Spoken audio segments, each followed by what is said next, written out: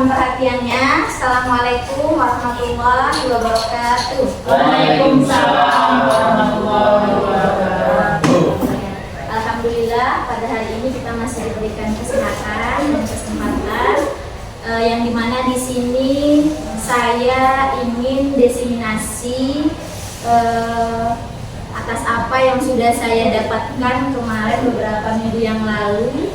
Itu ada pelatihan ke Banda Aceh. Nah, di situ pelatihannya kami yang menargetkan untuk menjadi, kalau lulus mudah-mudahan akan menjadi fasilitator daerah jurusan bimbingan konseling. Nah, di sini tugas terakhir saya itu adalah diseminasi kepada minimal 5 orang guru non-BK, maksimal itu sebanyak-banyaknya, untuk memberikan salah satu jurus BK dari 7 ini. Jadi kemarin itu saya sudah memberikan salah satu jurus BK ini kepada siswa kita, yaitu satu jurus di kelas 10 dan satu jurus di kelas 11. Nah, di sini sebelum saya memberikan kepada Bapak Ibu satu jurus yang saya presentasikan, alangkah baiknya dulu saya memperkenalkan dulu ada berapa jurus BK hebat itu. Nah, Bapak Ibu bisa lihat di sini ada 7 jurus BK hebat.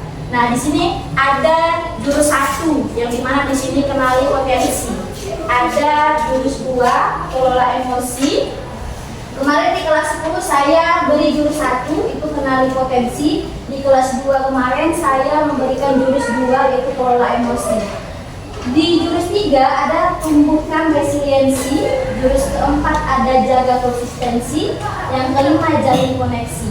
Nah, yang 1 sampai jurus 5 itu Bapak Ibu itu kita peruntukkan kepada siswa.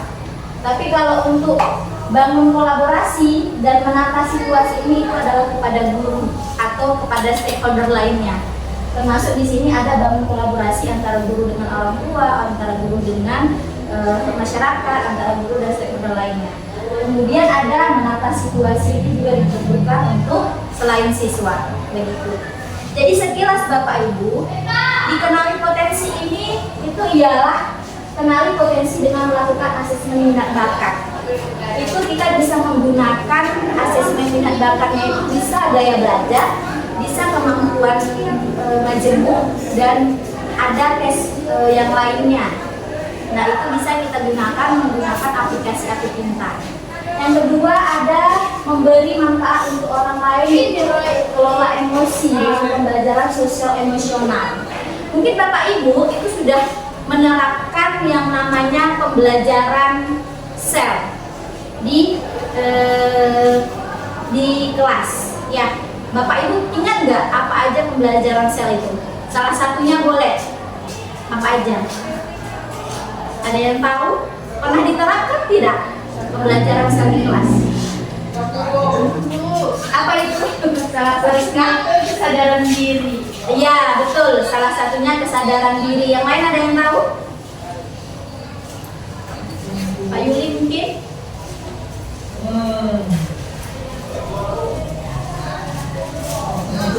Manajemen ya? Iya, itu manajemen. Salah satunya juga.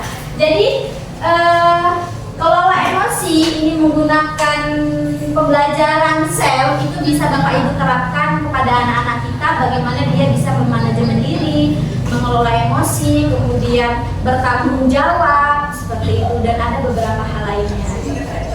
Yang ketiga ada tumbuhkan resiliensi. Di sini mencapai tujuan hidup. Tumbuhkan resiliensi ini dengan daya lenting. Mungkin kalau kita lihat zaman sekarang sama zaman dulu berbeda. Kalau zaman sekarang itu terkenal dengan zaman sandwich, yang dimana zaman yang terlihat indah di luarnya tetapi lembek atau tidak memiliki daya lenting yang bagus. Beda dengan anak-anak yang zaman dulu, mungkin kalau dipukul pun mereka akan tahan atau tidak akan memperpanjang masalah. Tapi kalau sekarang anak-anak sekarang dipukul oleh gurunya pun itu akan menjadi masalah besar untuk kita para guru, seperti itu. Kemudian yang keempat ada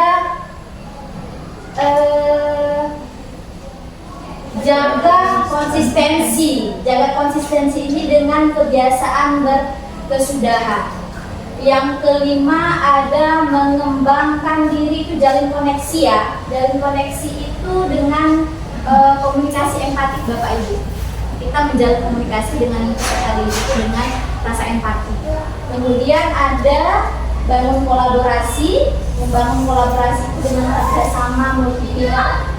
Dan yang ketujuh itu ada menata situasi menjadi bekal bersaing, menata situasi dengan lingkungan belajar aman, nyaman, dan menggembirakan. Nah, kalau yang untuk 6 dan 7 ini itu diperuntukkan kepada seorang guru, ya, yang dimana kalau jalin koneksi, bangun kolaborasi ini kita upayakan kita seorang guru itu saling bekerja sama dengan orang tua, dengan masyarakat. Kalaupun ada masalah anak, misalkan undanglah atau libatkanlah orang-orang yang di luar guru atau masyarakat atau orang tua. Walaupun mungkin di dalam itu dia tidak ada memberikan pengaruh, misal ya Bapak Ibu ya, tapi libatkan saja, karena kita nggak tahu ada mungkin nanti situasi yang itu dipermasalahkan. Kenapa nggak dilibatkan sekolah? Kenapa nggak dilibatkan sekolah? Jadi cari amannya itu kita sebagai guru, kalau memang ranah itu Bapak itu atau Ibu itu memang harus ikut andil, silakan libatkan seperti itu. Dan bangun kolaborasi itu kita menciptakan situasi belajar yang aman, nyaman, dan menggembirakan. Oke Bapak Ibu, itulah 7 jurus BK hebat yang kemarin kami pelajari selama di Banda Aceh. Nah, itu sekilas. Dan kemarin saya ada memberikan 2 jurus kepada siswa. Di sini saya diseminasinya itu hanya 1 jurus, yang dimana itu kenali potensi.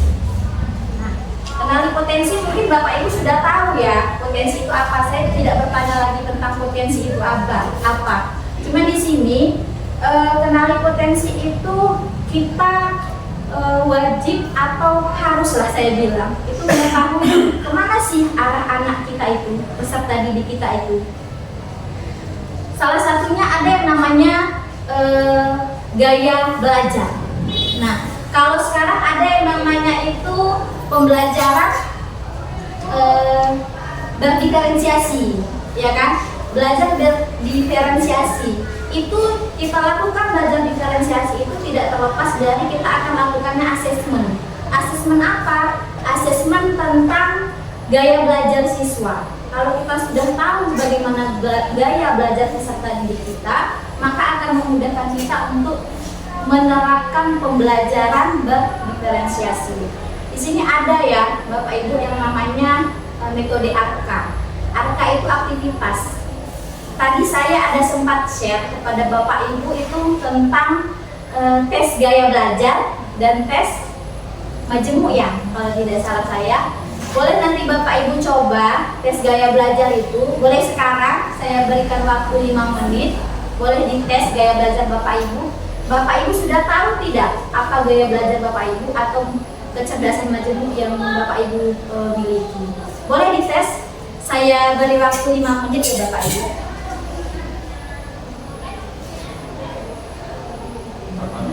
Ya sekarang boleh dimulai, iya. Boleh tes gaya belajar aja dulu Bapak Ibu.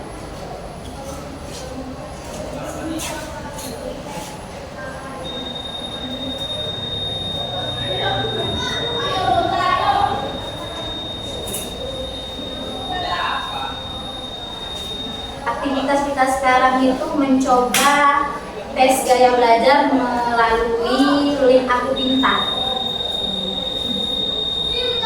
Kemudian nanti kita refleksikan, kita membahas konsep setelahnya, dan kemudian ada aksinya. Kita menggunakan metode ARKA ya Bapak Ibu.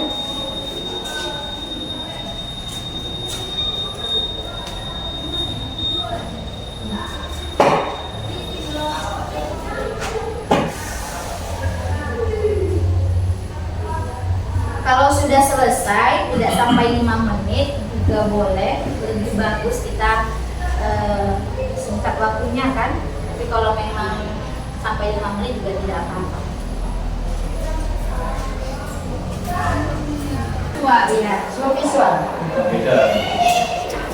Dia visual auditory kita. Ya beda-beda, ada yang visual.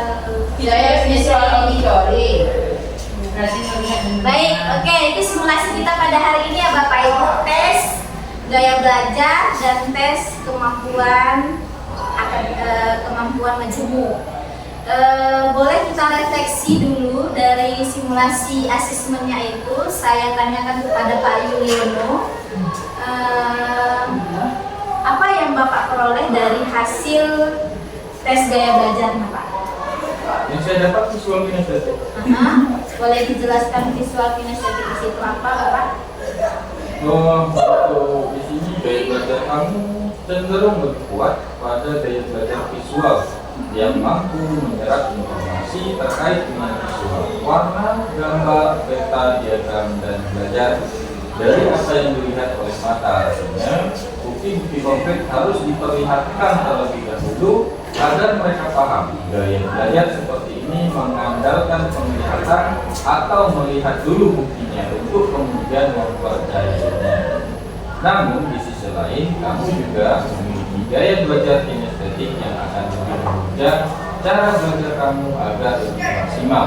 Gaya belajar kinestetik adalah pembelajar yang mampu menyerap informasi melalui berbagai gerakan fisik. Dari hasil yang sudah Bapak tes, kira-kira dengan yang Bapak rasakan sendiri betul tidak? Cocok tidak Pak? Tentu cocok. Nah, cocok ya. Berarti bisa dikatakan valid lah ya. Valid. Untuk tes itu valid ya, kita gunakan ya. Boleh saya tanya satu orang lagi pada ibu kita ini? Satu orang memberi refleksi, Bu Iin mungkin kan? Bu Iin dapat apa? Sama. Oh sama. Oh yang beda? Bu Rizka apa? ini sama. Sama Bu Nur. Boleh? Pada Bu Nur saya Jadi bisa dites ke anak kan? Hah? Bisa dites ke anak. Bisa, itu memang kita peruntukkan untuk siswa. Kita juga boleh. Boleh Bu Nur, hasil dari belajar dari asesmennya apa? Oh yang tadi Pak visual Yuliono ya. ya. Sekarang audio yang audio memang sesuai. Saya kalau saya baca gitu kalau nggak ada yang menjelaskan saya nggak masuk gitu. Iya, harus mendengarkan. Nah, kalaupun ada berita gini-gini, tapi kalau ada yang menjelaskan. Cocok ya Bu ya? Cocok valid ya? Ya terima kasih banyak Bapak Ibu. Jadi simulasi asesmen dari Aku Pintar ini sebenarnya banyak ya, yang bisa kita gunakan beberapa tes. Cuma di sini saya ambilnya itu gaya belajar dan kecerdasan majemuk. Kemarin sudah saya teskan kepada anak kelas 10. Setelah tes saya kelompokkan mereka sesuai dengan hasil gaya belajarnya. Memang ada yang dapat 2, ada yang dapat 1. Cuman kemarin saya mengelompokkannya itu ambillah yang paling tertinggi nilainya. Kalau dapatnya misal kayak Bu Nur itu dapat visual auditory. Nah, kalau misalkan visualnya yang lebih tinggi daripada auditorinya, maka saya kelompokkan dia di kelompok visual. Jadi kemarin pembelajaran itu langsung berkelompok sesuai dengan gaya belajarnya. Nah, ini Bapak Ibu, bisa Bapak Ibu laksanakan atau berikan kepada anak-anak kita supaya Bapak Ibu tahu sebenarnya anak-anak itu lebih kemana condongnya gaya belajarnya.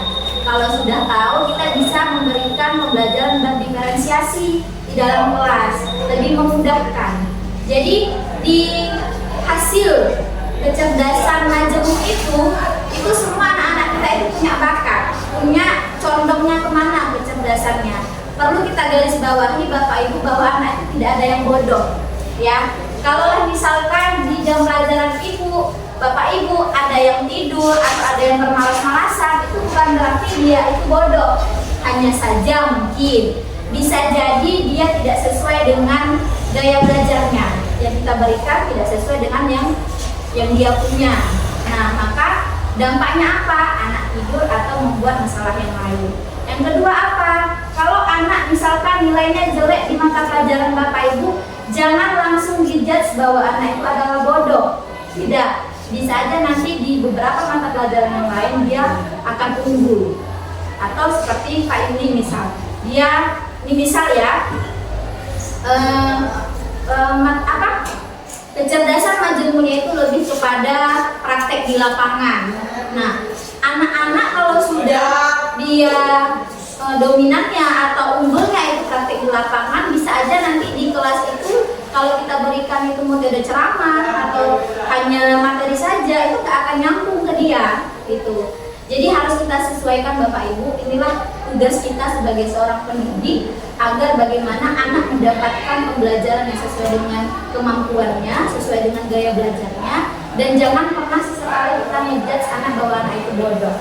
Ya memang hilafnya kita kadang-kadang kita lepas kendali karena anak ini memberikan dampaknya itu menguji emosi, ya kan? Menguji rasa kita supaya ini sabar gak gurunya seperti ini. Ya jadi pembelajaran kita bersama Bapak Ibu bahwa anak itu yang kita perlu bergarisbawahi adalah dia tidak ada yang bodoh. Begitu. Paham ya Bapak Ibu ya? Refleksinya sudah tadi, kemudian ada konsep. Konsep di sini ini yang saya berikan kepada anak-anak kita kemarin. Saya bertanya kepada mereka apa itu potensi diri. Mereka paham nggak? Kalau Bapak Ibu sudah sangat jelas, ini sudah pasti tahu apa itu potensi diri. Kemudian mengapa harus kita gali potensi? Nah, agar apa?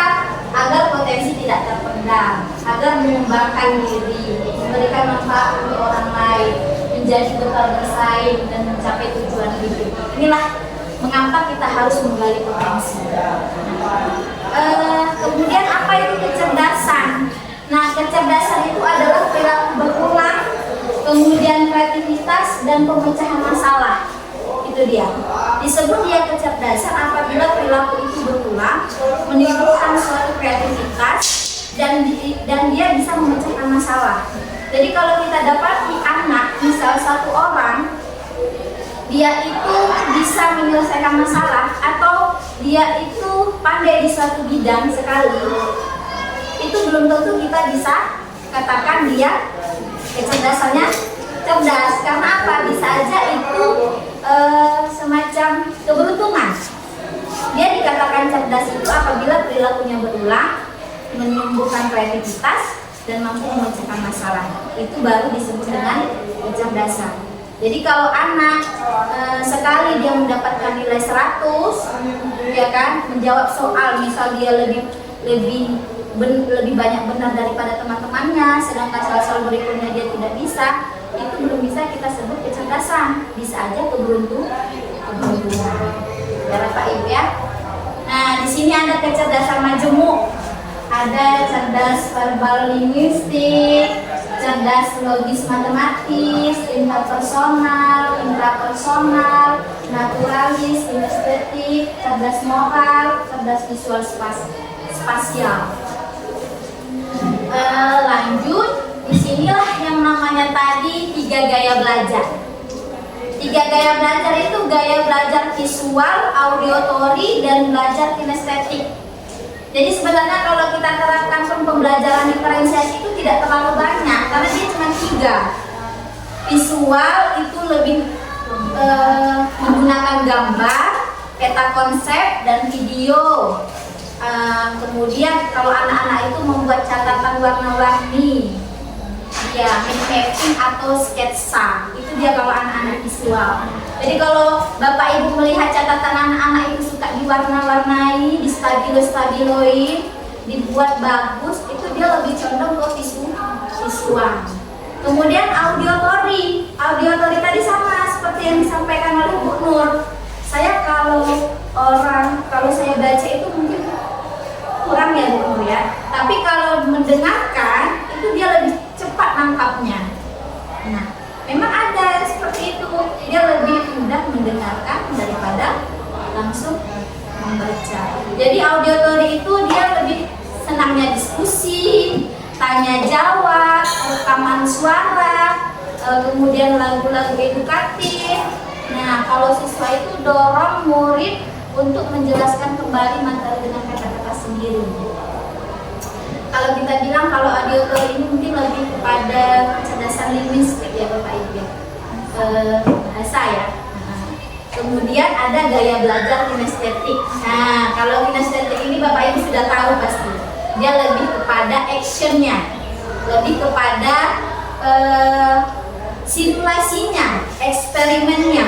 Kalau pembelajaran kita mungkin lebih ke pelajaran praktik. Nah, itulah dia.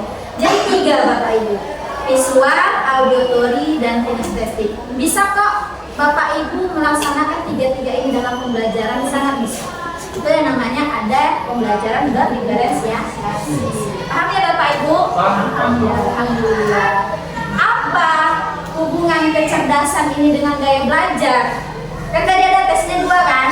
Kecerdasan dan gaya belajar. Hubungannya ialah kecerdasan memengaruhi cara siswa memahami informasi. Nah, gaya belajar itu menjadi saluran untuk mengoptimalkan kecerdasan. Jadi hubungannya itu adalah kecerdasan membentuk kecenderungan gaya belajar, sedangkan gaya belajar yang tepat membantu mengembangkan kecerdasan siswa secara maksimal. Jadi tadi saya sudah bilang, anak-anak itu tidak ada yang bodoh, pasti mereka ada yang dominan kecerdasannya. Nah, untuk menumbuhkan itu, untuk menggali potensi itu, untuk menggali kemampuan itu, perlu kita berikan gaya belajar yang selaras atau gaya belajar yang pas. Nah, kalau gaya belajar yang kita berikan sesuai dengan gaya belajar siswa, maka mudahlah dia dalam menggali potensinya atau mengembangkan kemampuannya. Tapi kalau nggak sesuai, maka tidak bisa, susah Bapak Ibu. Jadi kalau anak-anak sukanya praktik, kita kasih ceramah, maka akan susah dia berkembang. Karena bukan di situ gaya belajarnya. Seperti itu. Paham? Paham ya? Ada yang bertanya Bapak Ibu? Ini kita udah ke konsep. Nah, kalau bahasa Indonesia, Ya. itu kan ada auditory, visual, kemudian nah, misalnya kalau belajar tentang puisi, Tentang puisi. Ya. jadi untuk 3 anak yang ini gaya belajar ini, misalnya puisi itu kalau dia berarti kalau dia praktik ini sih mempraktikkan baca puisi, Ya. yang satu mendengarkan, kalau yang satu visual berarti Menulis. Iya. Merangkai kata-kata Menulis puisi puisi. tadi. Iya. Yang satu menulis, yang Iya. satu praktek Praktik, dia, yang satu mendengarkan. mendengarkan. Kalau anak yang memang dia condongnya ke auditory, dia mendengarkan puisi itu, dia bisa memaknai apa dalam puisi itu. Setiap baiknya dia pasti paham maknanya seperti itu. Tapi kalau siswa yang dia condongnya ke visual, menulis dengan gaya tulisannya yang bagus, itu belum pasti ya, belum pasti dia memaknai apa dari bait-bait atau kata-kata puisi tersebut. Tapi ada yang condong dua-duanya kok. Kalau ekonomi kayak mana tuh? Berarti Indonesia praktek jual beli. Iya, praktek jual beli. Kemarin sempat direncanakan ya Briska ya, kalau OSIS ada yang namanya operasi ya, operasi sekolah. Tapi belum di ACC ya Briska. Belum ada kejelasan langsung dari. Iya, itu juga salah satu. Jadi kalau nanti di ACC operasi sekolah, itu bisa menjadi wadah anak-anak untuk praktek langsung tentang sistem jual beli ya. Materi operasi juga. Iya benar, materi operasi juga. Masuk ke Nah, saya rasa memang semua mata pelajaran itu ada auditornya, ada visualnya, ada kinestetiknya ya nggak apa-apa. Iya. Fisika juga demikian kan Bu? Bu In? Kimia. Iya, kimia ya Bu In ya. Iya. Praktek buat es krim gitu. Anak-anak senang dia, apalagi menghasilkan makanan. Kalau TIK sudah jelas. Ekonomi juga sudah jelas. Oke, sampai di lagi Bapak Ibu? Iya, silakan Pak Yuli. Pada poin 1 hubungan kecerdasan dengan gaya belajar. Iya.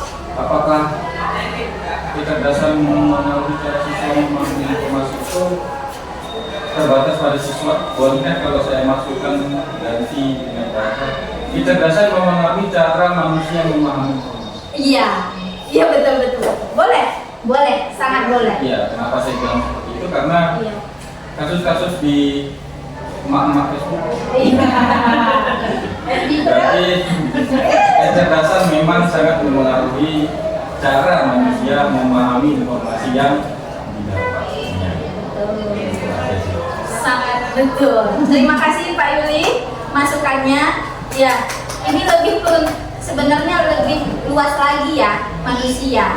Cuma lingkup kita ya siapa siswa. Memang banyak ya kasus-kasus sekarang kalau tidak pandai atau tidak cerdas dalam memahami informasi maka kita terjerumus ke hal-hal yang lagi ngetren. Kalau Facebook sekarang ya supaya FYP aja lah gitu. Ya. Oke, ada lain? Mungkin Bapak Ibu ada menanyakan tentang mengajar yang berkaitan dengan ini. Ya, Bu Indah, Bu In. Iya. Iya. Masalah.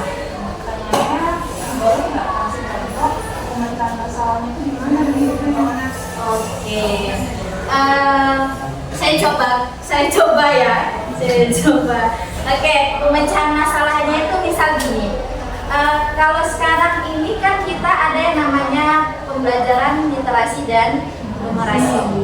Nah, literasi dan numerasi itu memang lebih kepada bagaimana cara anak bisa memecahkan suatu masalah kan. Jadi kalau numerasi itu lebih kepada soalnya itu bentuk kasus ya. Benar nggak? Kalau literasi. Iya benar. Iya kan, soalnya lebih ke bentuk kasus kan. Saya pernah baca beberapa soal itu lebih bentuk kasus. Memang dia paragrafnya itu agak panjang. Nah, kalau anak yang dikatakan cerdas itu yang di poin dia bisa memecahkan masalah, dia membaca itu saja, membaca kasus itu dia bisa menyelesaikannya, dia tahu. Nah, tapi kalau memang anak yang memang tidak bisa di poin memecahkan masalah, dia nggak bisa. Kalaupun benar, itu bisa jadi keberuntungan, bukan kecerdasan.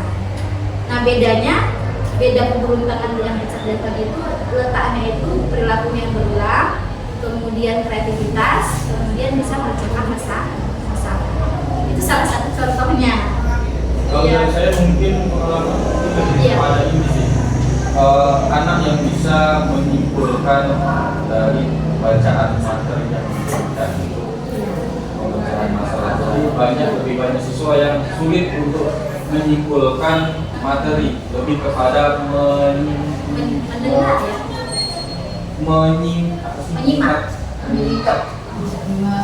bukan menyimpulkan tapi meningkat.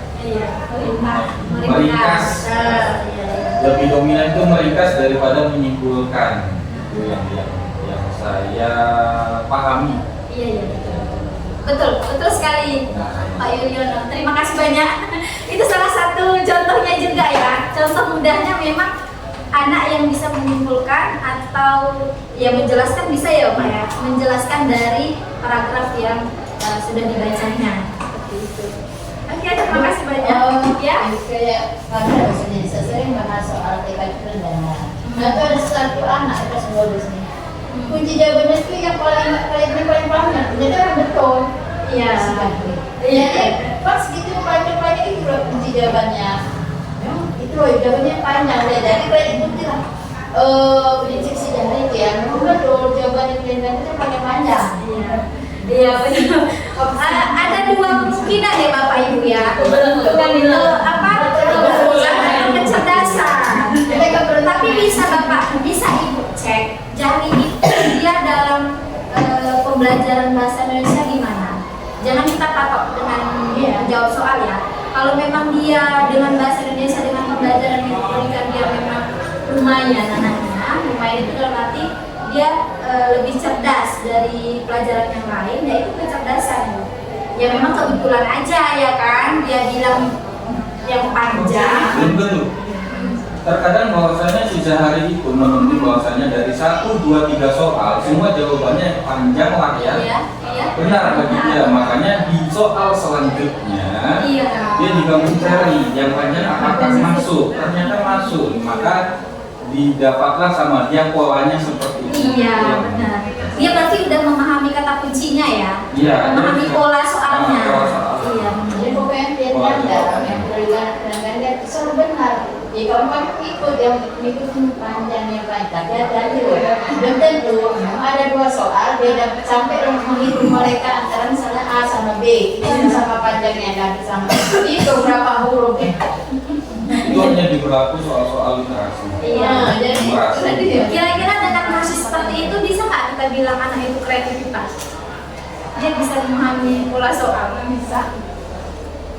Menurut ya. Menurut Bapak Ibu gimana? Bisa nggak kita bilang dia kreatif? betul saya dia itu Dia kreatif. Bisa ya, bisa saja ya. Karena dia beberapa soal dan beberapa jawaban dia bisa membaca pola soal-soal berikutnya dan alhamdulillah rupanya betul. Ya, yang Itulah mudah-mudahan. menyimpulkan. Iya. Tapi Tapi ini kan, secara mekanisme dan akan itu mencari masalah secara emosional. iya.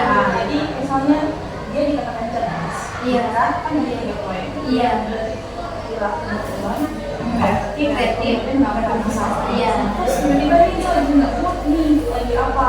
Kemudian dia bisa menghandle itu, dan dia bisa belajar dengan baik. Iya. Iya. Ya, salah satunya ya juga termasuk. Bedanya tadi kan ada yang namanya sosial emosional. Berarti dia lebih kepada sosial emosionalnya. Dia mampu mengelola emosinya, ya kan? Manajemen dirinya. Seperti itu. Ya termasuk. Jadi dia ruang lingkup memecahkan masalah ini banyak ya. Salah satunya dia memahami tentang emosi yang sedang dialami. Dan kemudian ya memecah masalah dalam materi-materi tadi. Baik, ada pertanyaan lagi? Cukup ya. Terima kasih banyak Bapak Ibu. Jadi kemarin aksinya itu saya berikan kepada anak-anak karena ini membahas tentang emosi. Saya berikan kepada mereka 4 kertas, katakanlah itu daun yang saya buat dari origami. Itu saya suruh anak-anak menuliskan di kertas pertama itu kegiatan yang mereka suka itu apa. Yang kedua itu hal yang mereka kuasai dengan baik itu apa. Dan yang ketiga itu impian mereka di masa depan itu apa. Dan yang keempat langkah kecil yang bisa mereka lakukan mulai dari sekarang itu apa.